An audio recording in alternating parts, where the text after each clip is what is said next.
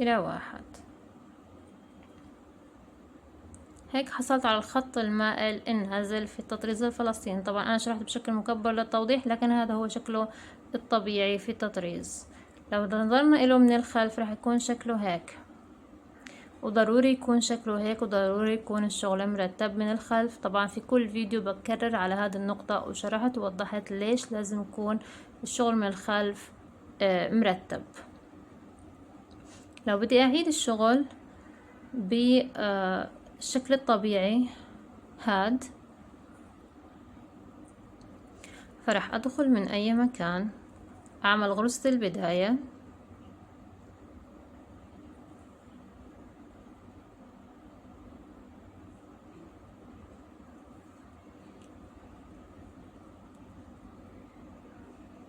هاي غرزة البداية.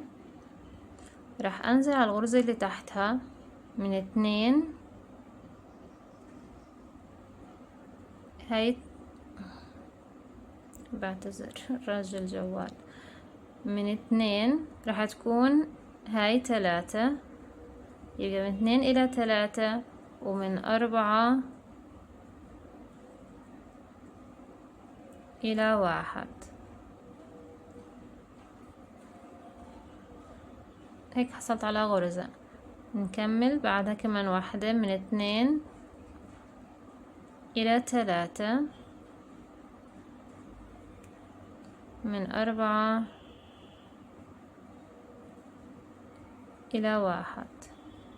إحنا لو حفظنا ترقيم الزوايا بكون الموضوع كتير سهل وبسيط، وبعد فترة ما بتحتاج إلى ترقيم الزوايا ولا للحفظ ولا لغيره، بتكون إيدك حفظت لوحدها والشغل صار سهل جدا إن شاء الله.